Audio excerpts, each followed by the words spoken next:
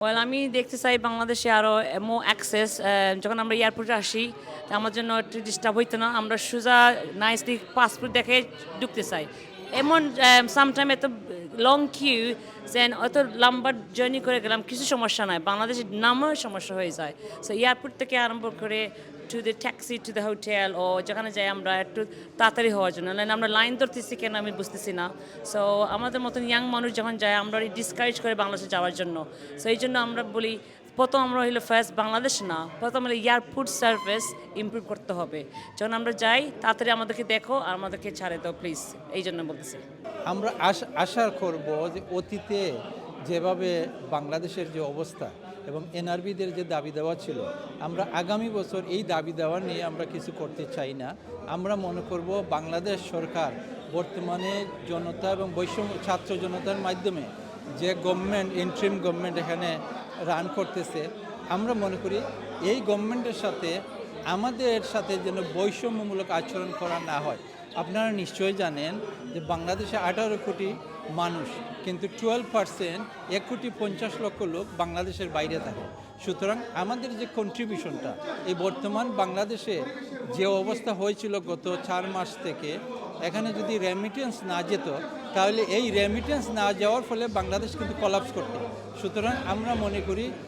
বর্তমান গভর্নমেন্ট এটা রিয়েলাইজেশন করবে যে বাংলাদেশের বাইরে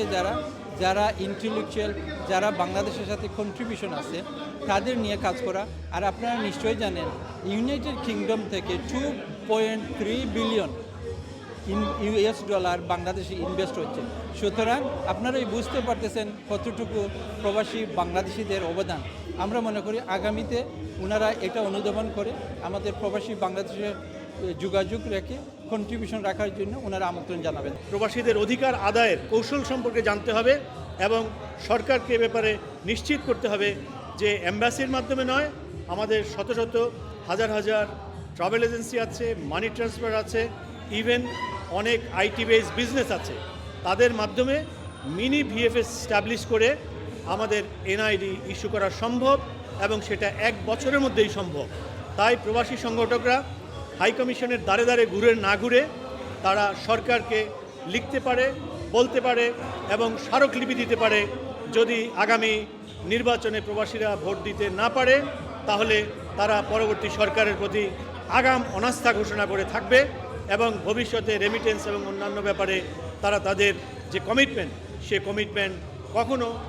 বাংলাদেশ যদি তাদেরকে কাভার না করে তাদের কমিটমেন্টও তারা রক্ষা করতে পারবে না একমাত্র এই হুঁশিয়ারির মাধ্যমেই প্রবাসীরা তাদের এই অধিকার ডক্টর ইউনূস সরকারের কাছ থেকে আদায় করে নিতে পারে শুধুমাত্র 2025 সালের মধ্যেই আমরা নতুন বছরে এমন বাংলাদেশ চাই যেটা হবে বৈষম্য থাকবে না এবং কোনো ধরনের দুর্নীতি থাকবে না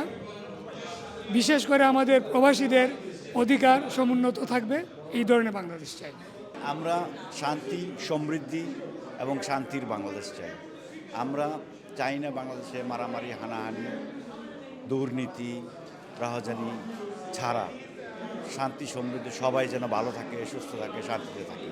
এই ধরনের একটা বাংলাদেশ আমরা প্রবাসীরা কামনা করি যে প্রবাসী হিসেবে আমরা চাই শান্তি সমৃদ্ধির একটা বাংলাদেশ গড়ে উঠুক বাংলাদেশের নতুন সরকার আসুক একটা নির্বাচিত সরকার আসুক যেখানে বৈষম্যতা দূর হবে আর এই আসলে আমরা বর্তমানে একটা অনির্বাচিত সরকার হলেও আমরা দেশ এখন মানে একটা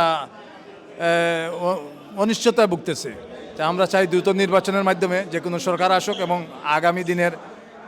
সফলতা আসুক প্রবাসীরা এই আশা করি আমরা প্রবাস থেকে আমরা যেন সুন্দর একটা দেশ পাই